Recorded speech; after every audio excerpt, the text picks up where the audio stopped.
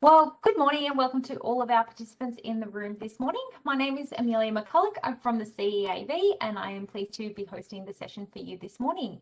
We'd like to thank the Department of Education and Training for allowing us to use a platform of Cisco WebEx to present this session to you today on careers in the maritime industry with our special presenters today from the Offshore and Specialist Ships Australia, or OSSA as we call for short.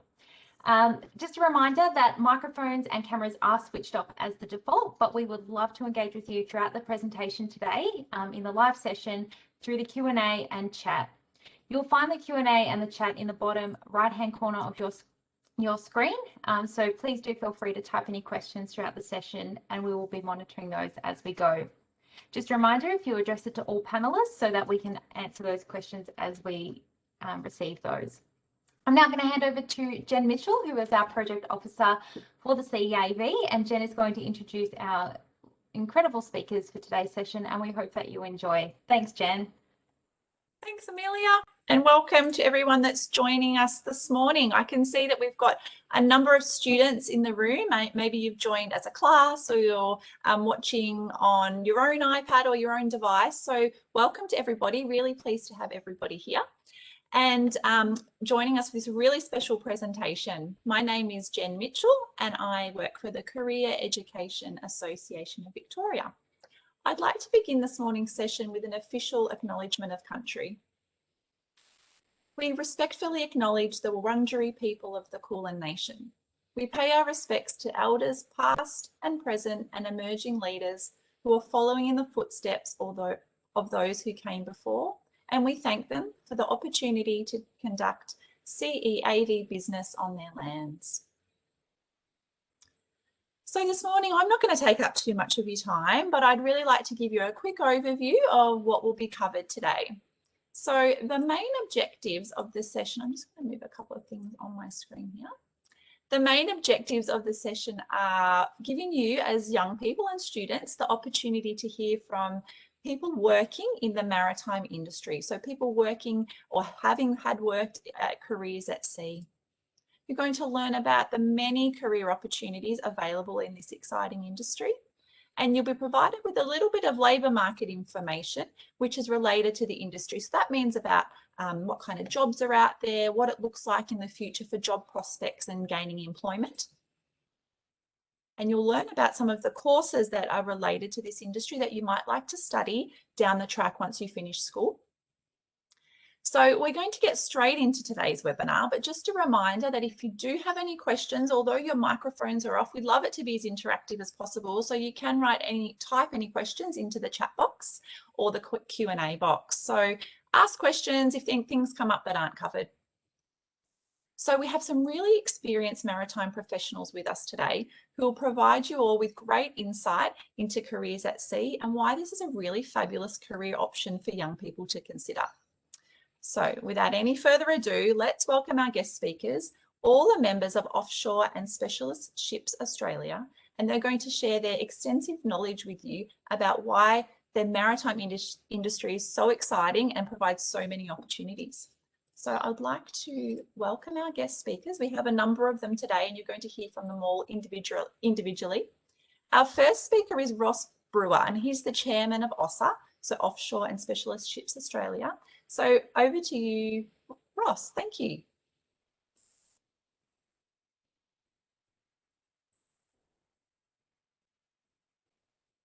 Are you there, Ross? There we go. Yep, fine. Yeah.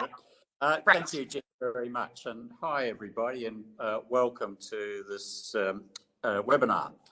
I got into the shipping industry at the ripe old age of 16.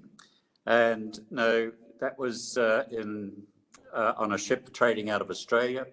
And then we went around the world, literally.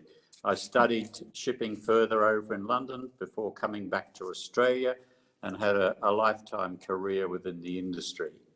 It's something I always wanted to do. I've never regretted 1 minute of it. It's been rewarding, both from a financial point of view, but also very much from doing something that I loved. Now, the maritime industry is wide and varied. And on this page here, you can see just some of the opportunities. The Merchant Navy is where I was, and that was on cargo ships. But there are things such as ferries, fishing, workboats, the super yachts, and of course the Royal Australian Navy, very big user of people these days and lots of career opportunities. Thanks, Jen.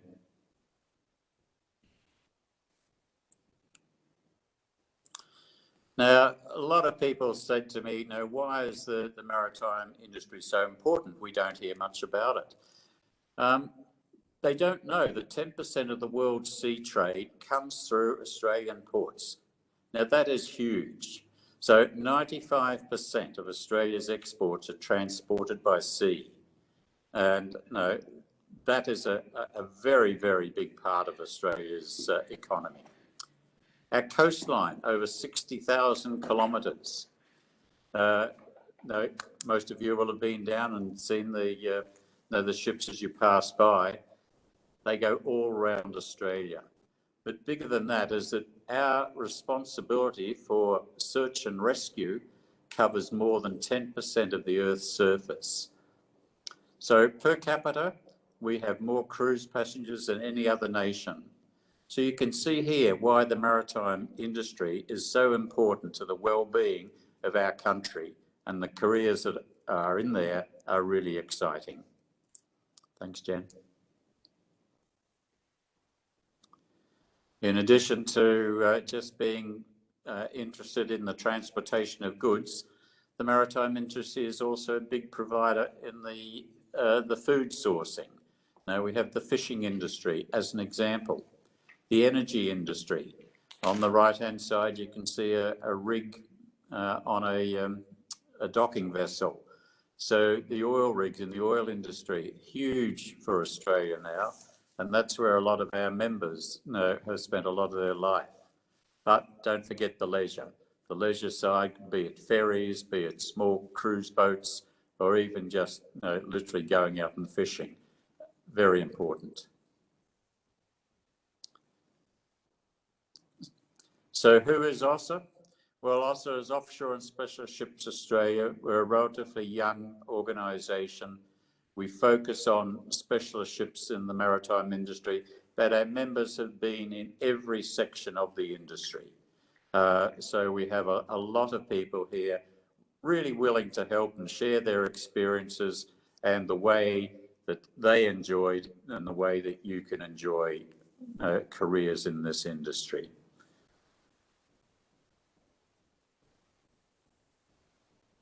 This should be Roger Ruskell. Joe, are you able to speak on the mic? Yep. Can you hear me? Yeah, we can hear you. Thank you. Excellent. Yeah, good morning all.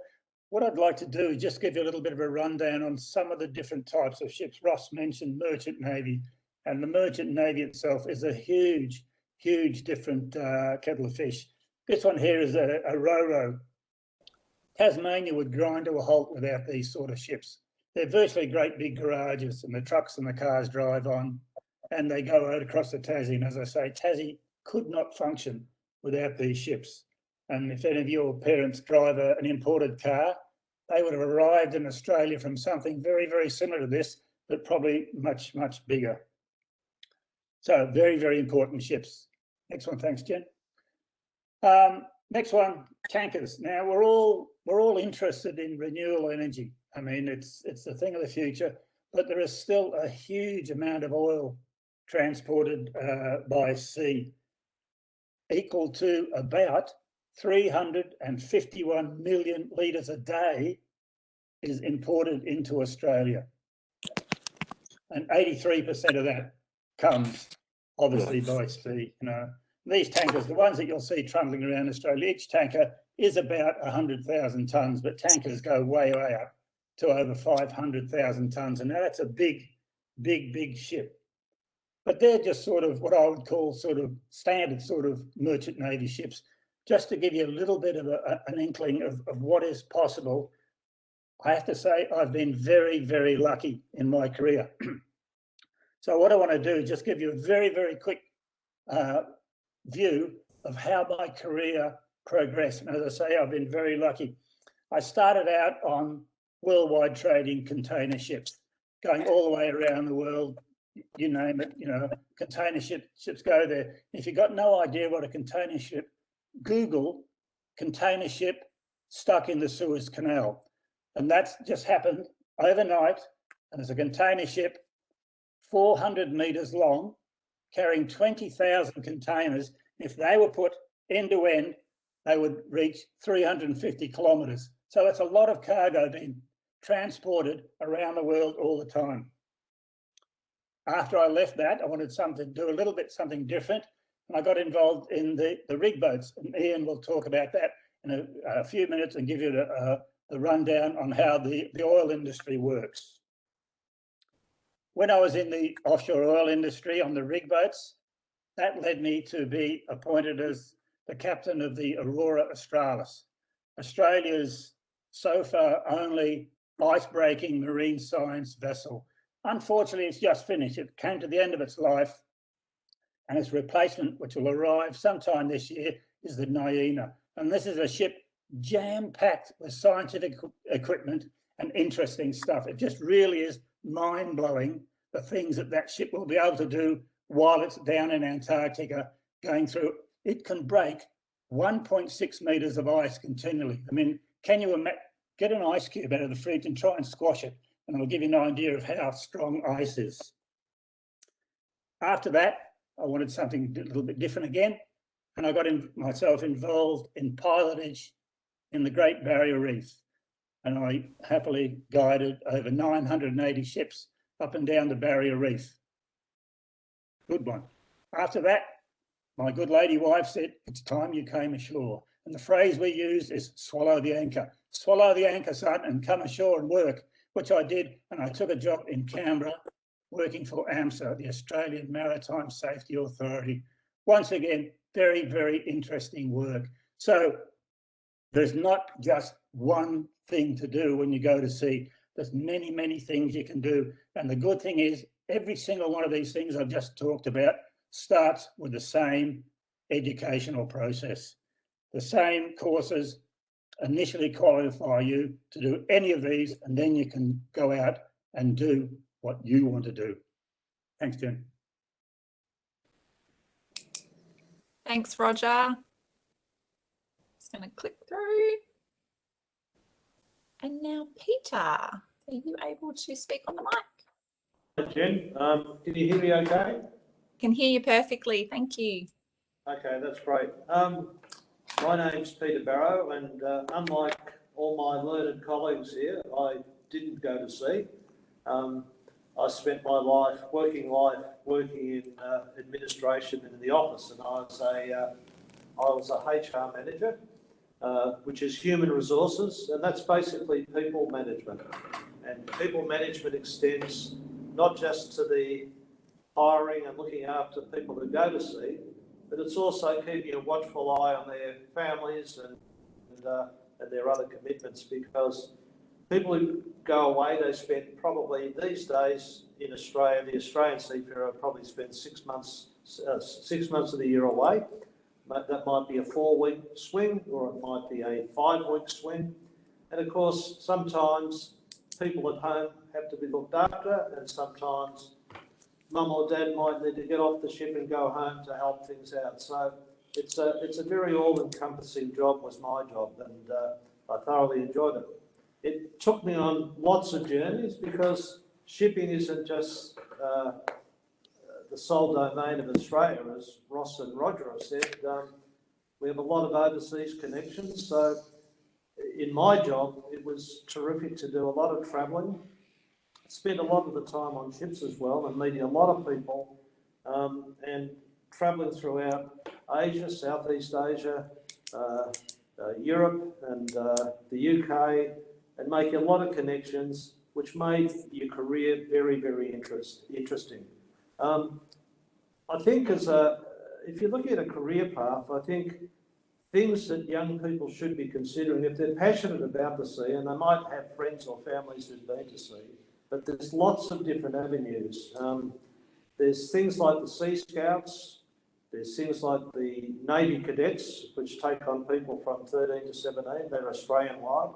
sailing clubs all around Australia, and they give young people an idea about the basics of sailing and what it's like to be out of the water. And you've also advanced into things in different ports where you've got these vessels like in Melbourne, we've got the Almadopal, we've got the steam tug, the Wattle, which will come into operation again later this year. The ships like the Enterprise, and of course, around the Commonwealth, we've got the new Endeavour that offers scholarships for young people who want to get away and learn a bit about sailing. We've got the Lewin in Western Australia, and there's sailing vessels out of Tasmania, out of Hobart, all around Australia. So there's lots of interesting things.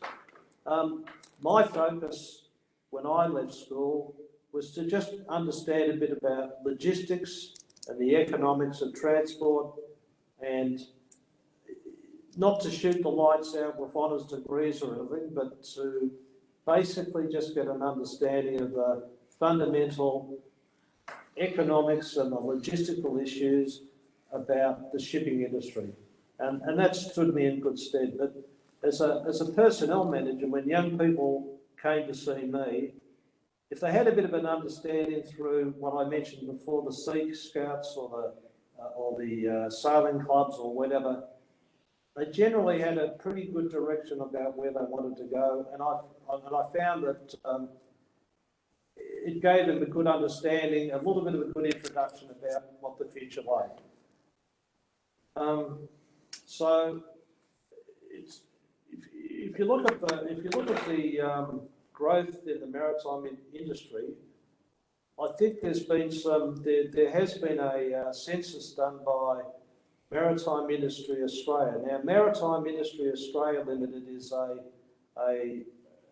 company that's basically represents the interests of all ship owners and connected industries in Australia. And they did a census late in 2018, which projected growth in the requirement for deck officers at sea, engineer officers at sea, ratings at sea, something like a shortfall of 542 by the end of 2023, which is quite significant. Now, when you consider that the Australian economy is going to keep growing, our trade will keep growing, and the requirements for seagoing transport, not just in Australia, overseas, on the overseas trades, but also in Australia, where we look at Queensland now that are putting a lot of money into coastal shipping, because the economics of coastal shipping can mean that you take away a lot of the road transport, which means that you're not destroying the roads with big B-double trucks, etc., etc., etc. And shipping is definitely going to be an alternative for coastal shipping right around Australia. But if you've got an interest in it, as I said, get involved, read, look at our mind map, and you'll get some very good direction.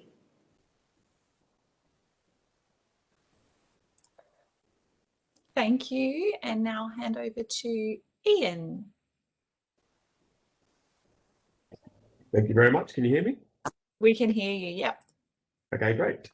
So originally we were going to show you a video, but today we've changed that to a few pictures instead. So I'll just give a brief overview of what my job is and what my career's been throughout the last 14 years.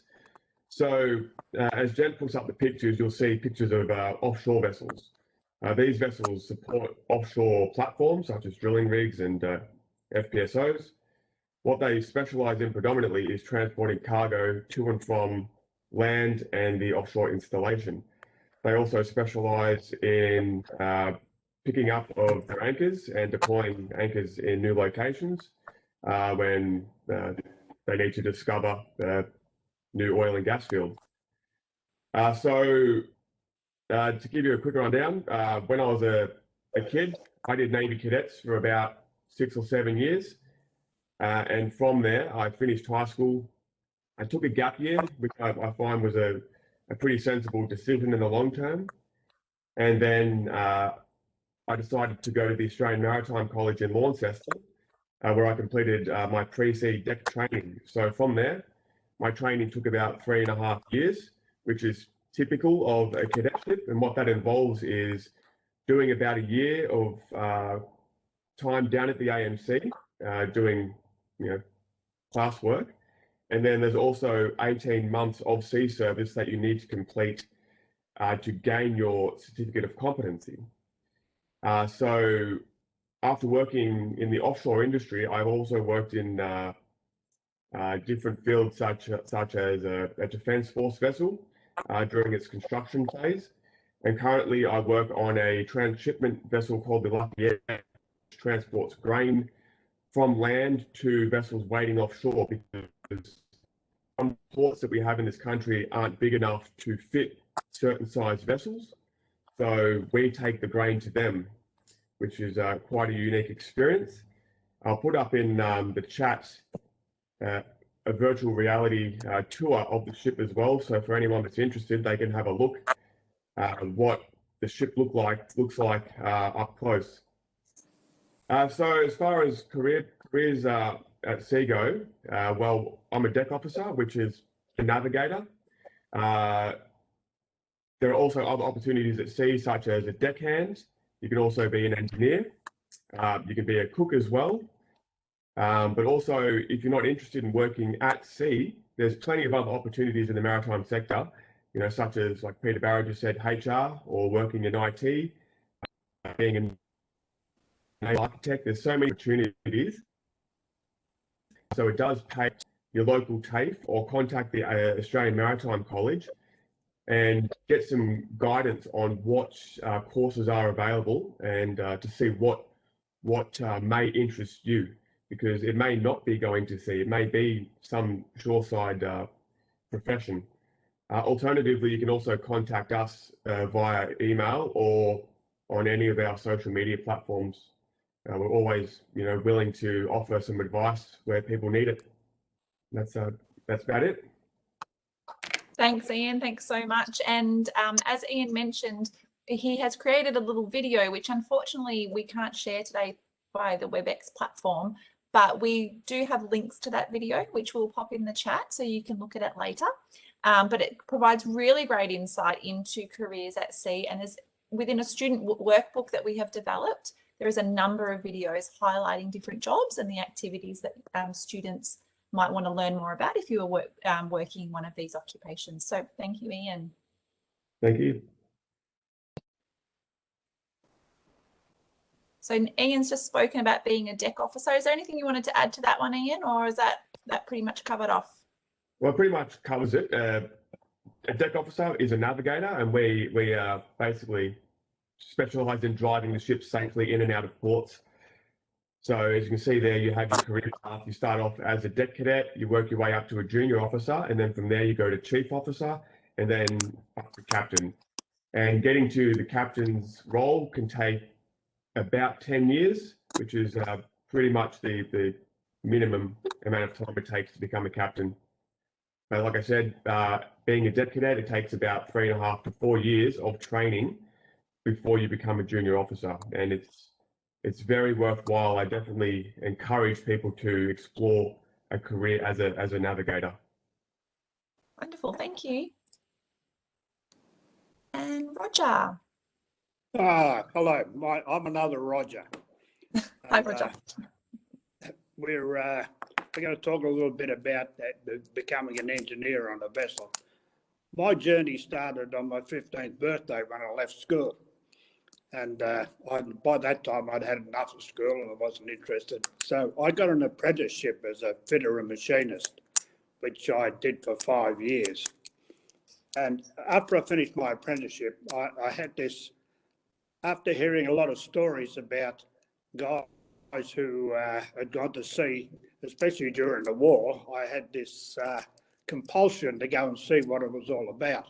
So I got a job as a junior engineer on an oil tanker, which I joined it in Australia, and we went up to the Arabian Gulf, and we went across the Bass Strait in ballast. And I was so sick that I said I'd never, ever set foot on a ship again. But lo and behold, the seas calmed down and I calmed down, and I ended up for the next 52 years, I think, working on ships.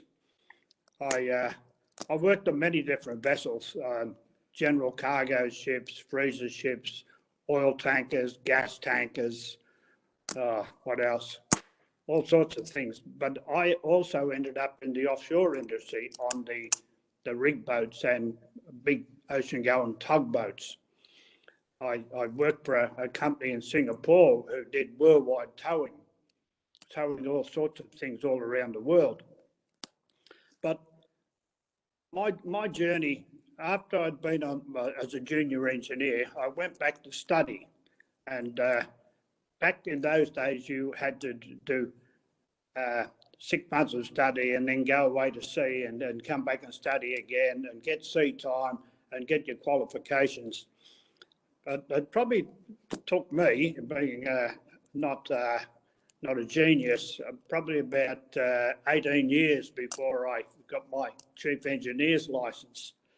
But once I had that, and once you qualified, there's an enormous amount of opportunities out in the maritime industry. But there is one way you can go through is as a cadet. The other way is to go through as a tradesman. You can go through and as a diesel mechanic, a fitter machinist, an electrician, and I guess there's various other ways you can enter the industry, but a cadetship isn't the only way to get there. But unfortunately, you're going to have to do some study, and unless you become a deckhand, of course, then you don't have to do so much. But to become an officer, you're going to have to do some study.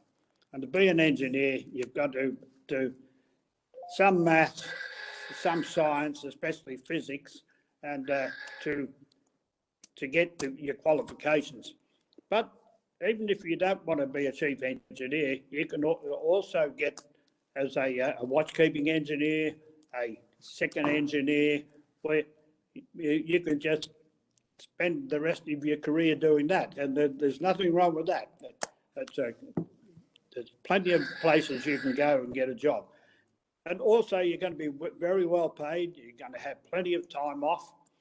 And these days, you get half and half. You get probably 6 months a year off. But when I first went to sea, you signed up for 2 years and you could apply for leave after one. So things are a lot better now. But those are the paths to get there. But you've got to dig them out. And if you're really keen to go to sea, then you'll find a way to get there. Thanks so much, Roger. Thank you. Okay.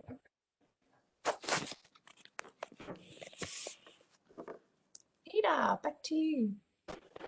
I'm happy to talk to this, Jeff.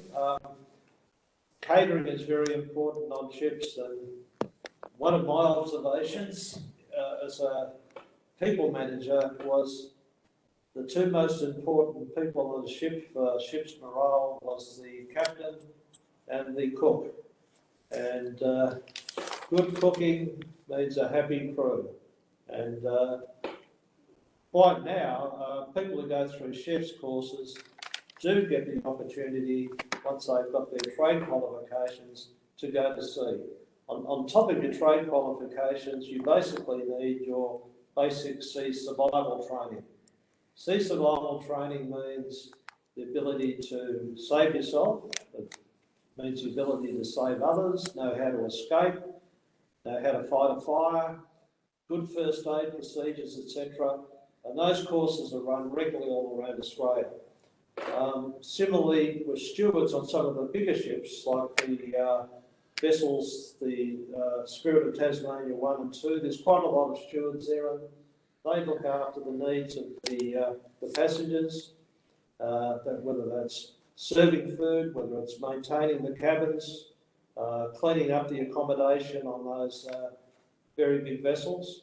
But cooking is the ability to cook, the ability to make bread, baking, to be able to have varied menus for a big load of people who are going to be on that ship there for 6 weeks or 5 weeks working together. That's a real challenge. And of course, some people are very good at a la carte and some people are very good at set menus. And of course, it's also managing a budget, because you've got a budget that says, well, you can spend $20 per person per day on feeding these people, or $15 per person per day for feeding these people, and you stick to that budget, and that gives you your all your culinary needs for what you're going to be cooking and preparing with your menus. But of course, catering, big part, and they get out offshore as well on the oil rigs, big barges. Some of these vessels are going to be servicing wind farms, etc. And of course, in the Navy, big part of the Navy as well. Thanks, Jen. You do. Very good. Are you finished? You've got the office. Okay. Generally, just broadening on what I was talking about in working in the office, as we've spoken about human resources. Logistics is very big. It's the supply lines to the ship, because, of course, things do break down from time to time. You've got mail, you've got parts, spare parts that might be coming in from all around the world. It's the crew changing, of course, and managing to get a new crew to a different port, whether it could be in Indonesia, it could be in Singapore, it could be in Broome, it could be in Cairns, and flying people from all around Australia. And it's getting them there at the right time, making sure they behave themselves when they arrive, and of course getting them down on the ship. And of course the requirements now, if you're going to see, you need to be, the vessels are alcohol free, and of course they're drug free. So you can rest assured at some stage you're going to be, if you're going to sea, you're going to be tested. The normal administration functions like accounting, you've got marketing, because a lot of these vessels work in very competitive environments. So how you market your product is very important. And of course, most importantly of all is safety, and safety management and quality assurance. And ships can be dangerous places because you're working on a not necessarily stable environment all the time, and safety is primary to the activities of people on any ship. And it might be just looking at different hazards on the vessel, being able to report those hazards, just leaving things lying around that could mean a trip. It might be spilled oil. It could be anything like that. But very fundamental. Of course, every organisation has got safety and quality managers in place now. And it's the ability in an organisation to have that culture through all the people who work for you, because it's their well-being and making sure that at the end of their tour of duty that they get home safely and they've looked after their mates and everyone knows they're working in a safe working environment. But of course, in the office with administration requirements, etc., it can be like any office, and yeah, that's about it from me, Jen, on there. Right, Jen, Thanks very much. I'll take over next. My name's Reg McNee. I started life like Roger as a marine engineer. I did an apprenticeship ashore here in Melbourne, and then I went offshore or outside of Australia and commenced my career in the British Merchant Navy. Spent most of my career outside of Australia, which does highlight the opportunities that this industry has. It's not just centred here in Australia. There's a big world out there, and you get to go to some really interesting places and meet some interesting people. I've moved through a seagoing career into a ship's superintendent, which is basically a shore-based manager of the vessels working in different parts of the world. Then I became a new construction manager, building ships in different parts of the world, mainly up in Asia, and then went into full ship management, mostly with, I started a roll and roll off shipping service here in Australia between Melbourne and Tasmania to Burnie, and then moved into the offshore oil and gas industry. And I still continue on in a part-time role as a marine consultant. What we have here is a mind map, which is very interactive. All those links, I think Jen, you can explain to the participants. This just shows you some of the areas of which the industry offers employment prospects, and there's full regulatory authorities. These are the people that basically ensure that a acceptable international standard is maintained. You then move into ports and harbour, which is effectively people that support the vessels coming in and out of port and all these service activities. Again, all of these positions in all what we're showing you here require mariners or ex-mariners. Education and training, most of the teachers are ex-mariners who have moved on. Seagoing positions, of course, you've been given a pretty good understanding. What that shows you is you've got effectively bridge department, which Ian has expanded quite well on. The engine department, which Roger has done, which does include electricians and electronic officers as well. Catering, which Peter has mentioned to you. And then you've got the ratings. Ships have become much more automated, but you still require people to handle the ropes and provide some support. Into the business services, well, these are support activities of which Ross has given you a bit of a background in. These are just some of the areas that you can move into. I've met a lot of mariners who took up law after a few years at sea. Marine insurance is a very specialised area. As Roger mentioned earlier on, there's a ship aground up in the Suez Canal right now. There'll be insurance and loss adjusters cruising all over the place now because there'll be significant work associated with that type of activity. The class societies are the standards that vessels are required to maintain, and that requires regular inspections, surveys to ensure these ships are of an acceptable international high standard. And shipbroking, which is basically moves from the buying and selling of ships to the chartering of vessels for cargo operations.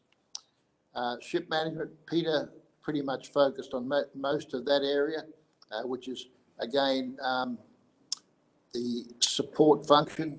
And of course, over on the right here is some of and these are just a few of the types of vessels that are out there of which you would have the opportunity to seek employment in once you become a fully qualified officer, and you would certainly have the opportunity to start off your career in some of these type of activities. A word of warning with the passenger ships: you get on a passenger ship as an officer, you make no money. But that's correct. So that's it for that slide, Jen, unless you want to add to it. Okay. Now, I actually, this gives you a bit of a feel for some of the things that you need to focus on as an individual to be successful in this type of career at sea. They're just a few that we put down there. And we put it into both being at sea and also into a shore-based activity. Now, I actually did a couple more to help you get a bit of a feel or in your mind about would I be suitable at this type of career.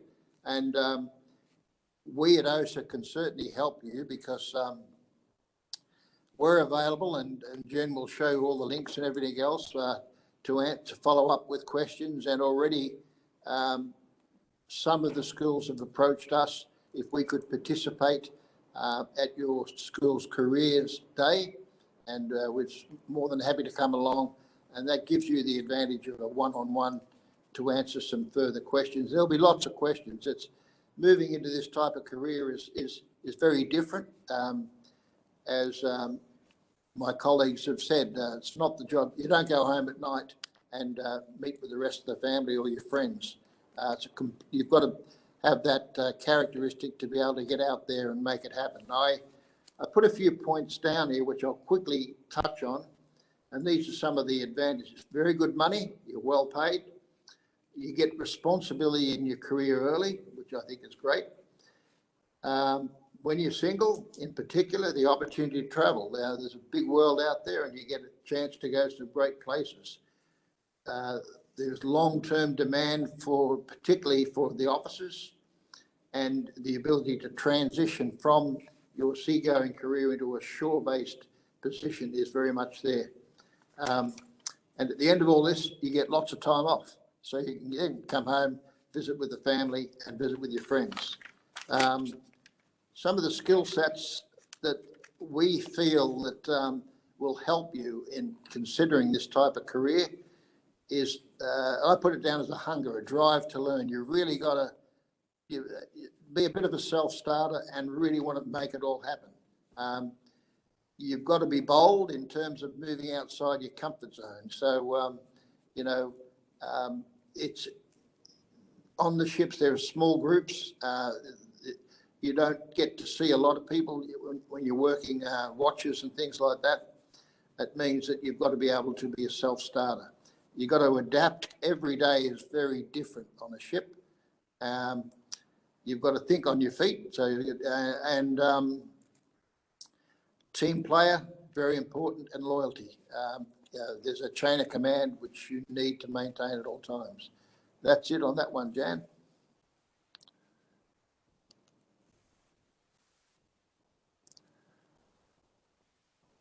Yeah, we've pretty much been through all of this one. Roger certainly gave us a good graphic example of motion sickness.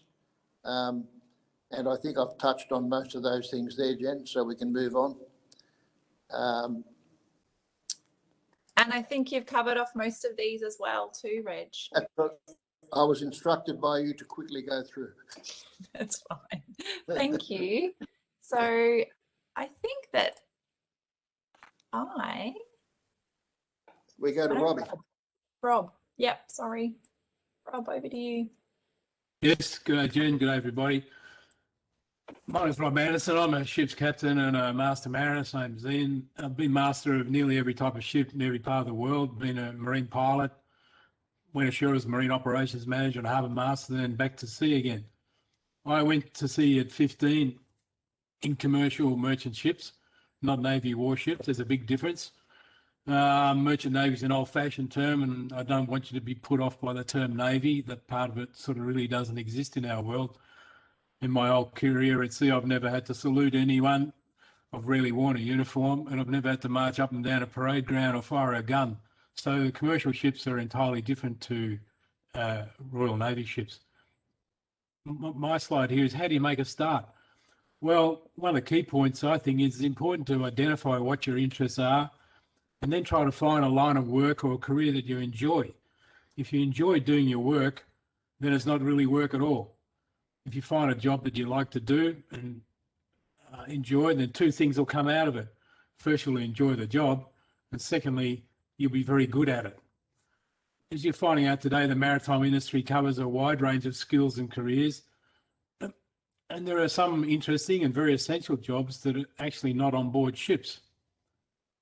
Our island country needs ships, it's been explained, and ships need to be designed, they need to be constructed, operated, and people need to manage them. The Royal Australian Navy builds and operates warships with a purpose to protect us and hopefully to prevent a war. But commercial ships are built and operate with one purpose in mind, and that's to make money safely and efficiently. To remain competitive, ship owners and operators have to continuously find ways to make their operations slick and efficient. Technology is king. Technology is a great word. I know you guys would identify with that, and that's where people of your age group can play such an important part. A starting point, well, that begins with you. The sooner the better. You'll have to do some further research yourself to drill down deeper and find something that clicks with you in this industry of ours, as the list of careers and employment opportunities is endless, far more than we can cover today. Careers counsellors will be able to help you once you discover a direction you want to go, and there's many fine institutions in our country to help you gain the qualifications or training that you'll need in our commercial maritime industry.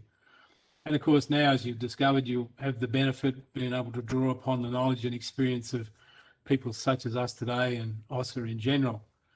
The entry into our industry is many and varied because of the many different disciplines involved.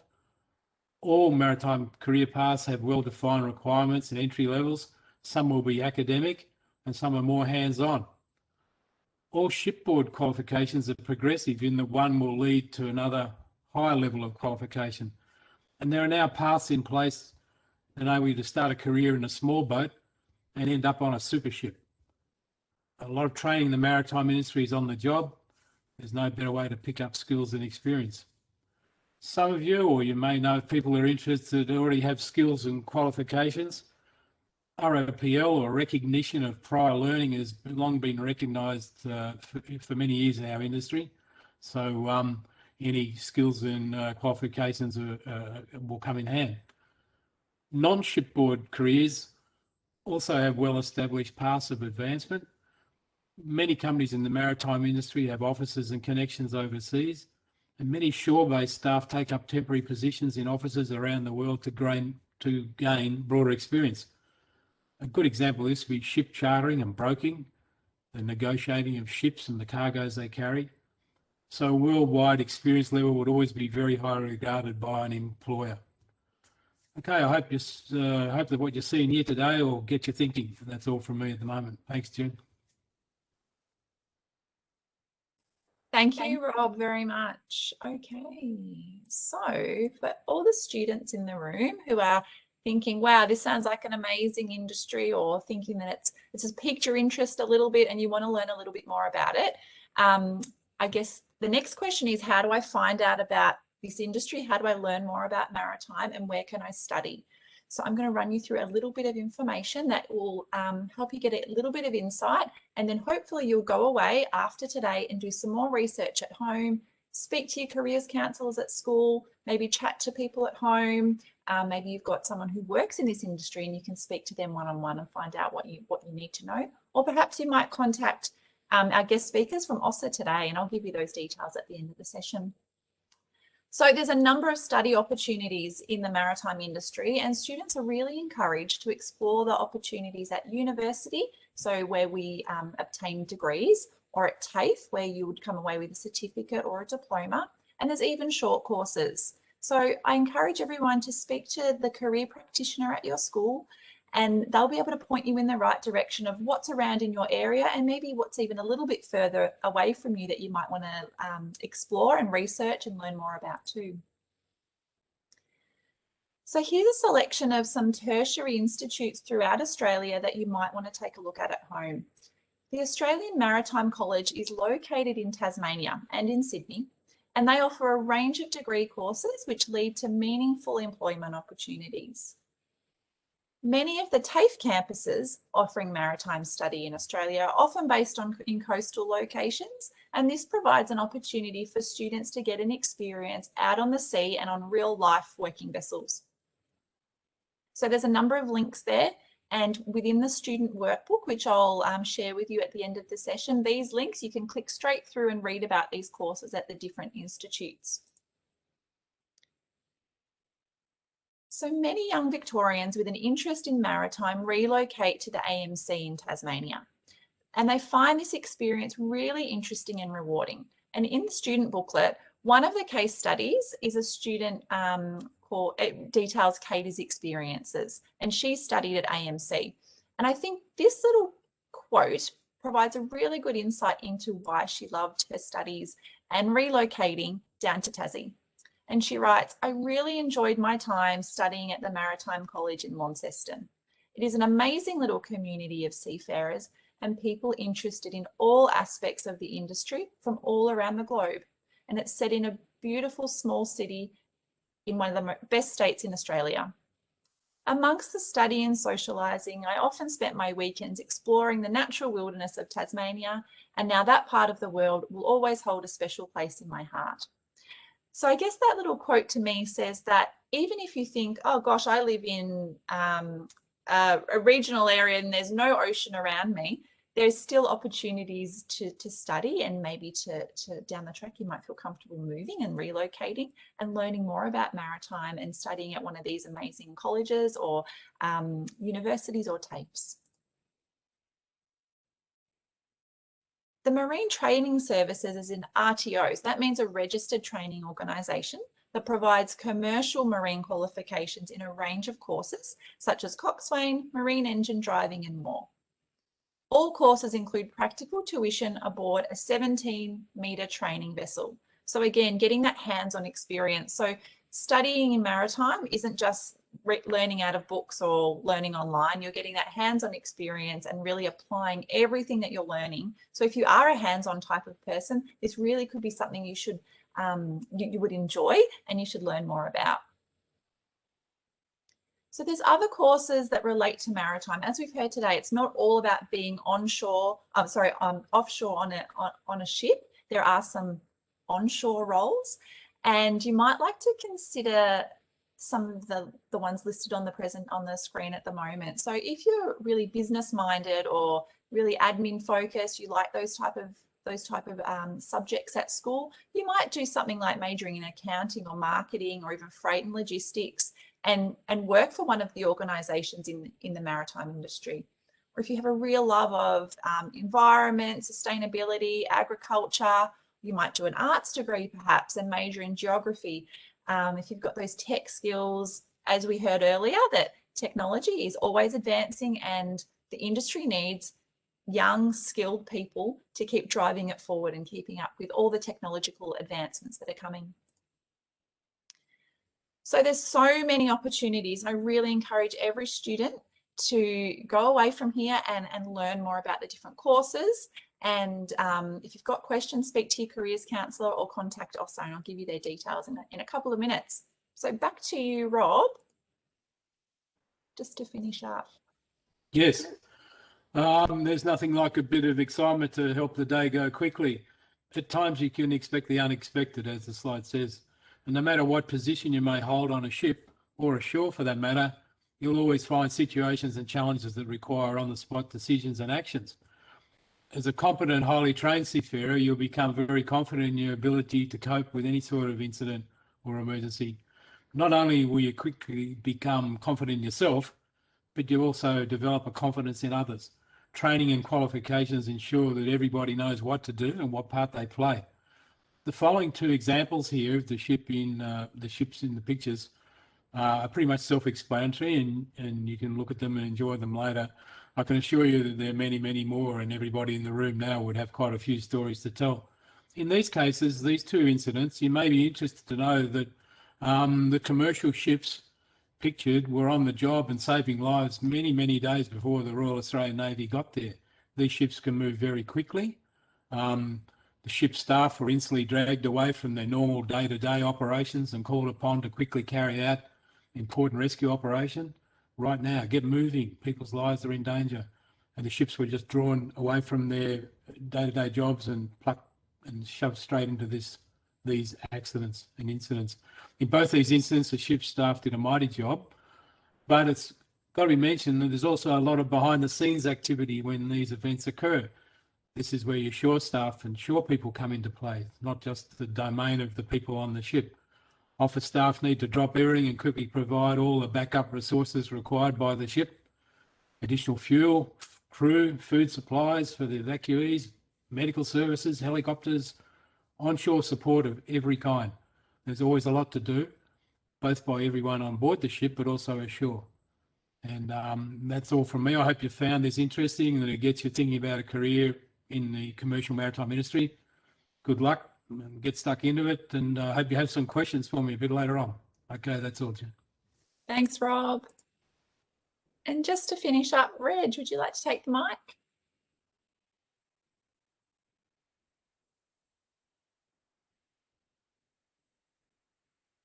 Yeah, Reg.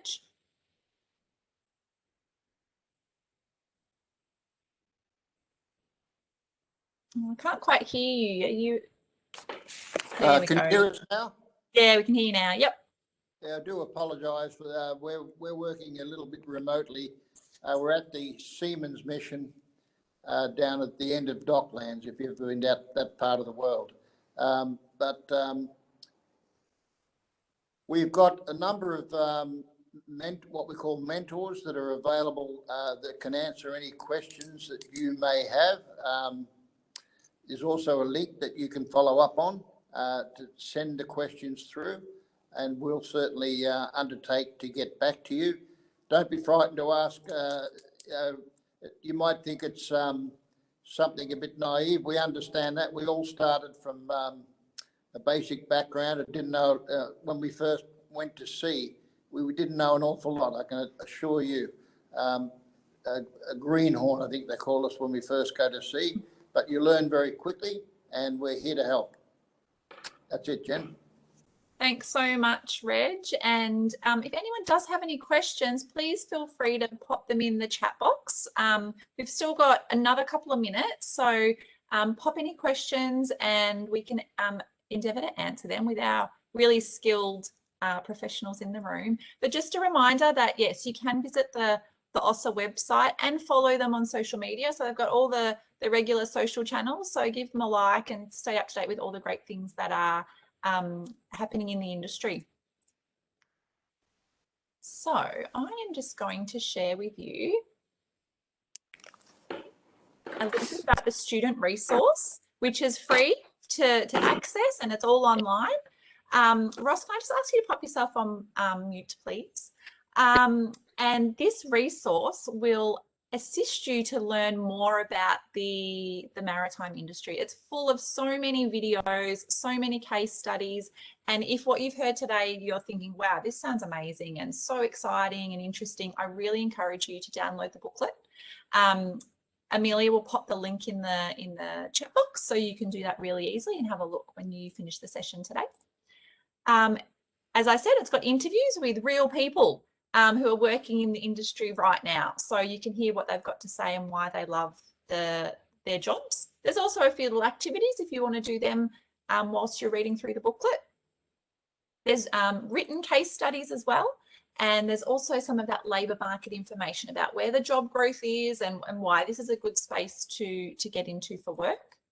And we talked about it earlier. There's a mind map or a career pathway planning map. So you can see all the different jobs. But the great thing about this is that it's not just a static image. So each job listed on that chart, you click through and you read about the tasks and the duties and what's expected when you're working in that particular occupation. So again, helping you build your knowledge bank about all the different opportunities in this particular area.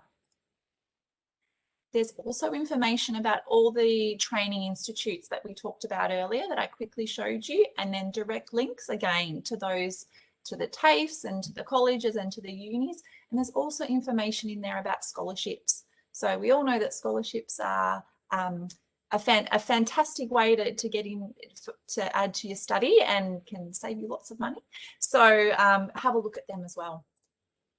There's information there about pointing you towards Job Outlook. If you haven't used the Job Outlook website, I encourage you to take a look at that and read about the different jobs in maritime and learn about the career prospects, how much money you might earn, again, the tasks and duties in different jobs. So take a look at that.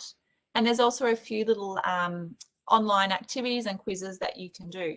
So we've come to the end of the presentation. Does anybody have any questions? I don't see anything in the chat box. Amelia, have you come across anything at your end? Nothing's come through. Nothing's come through. Covered it all in the session today. But yeah, no, it's so comprehensive. And I think one thing that I think we should probably touch on or retouch on is, how do you get a feel for the industry if you have no idea about the ocean or you don't have any family or friends in there. And I think somebody mentioned about Sea Scouts or Navy cadets or even sailing clubs. And I'm not sure if anybody wants to retouch on that, but I think that is a really great opportunity to learn more about maritime and see if it's a career for you. And, you know, get out there. And if you're thinking about this industry, think about work experience opportunities. Who could you approach? If work experience is something that you would like to explore, contact OSSA. And Amelia will pop the contact details in the chat box there. And she'll also pop a link to a survey for today's session.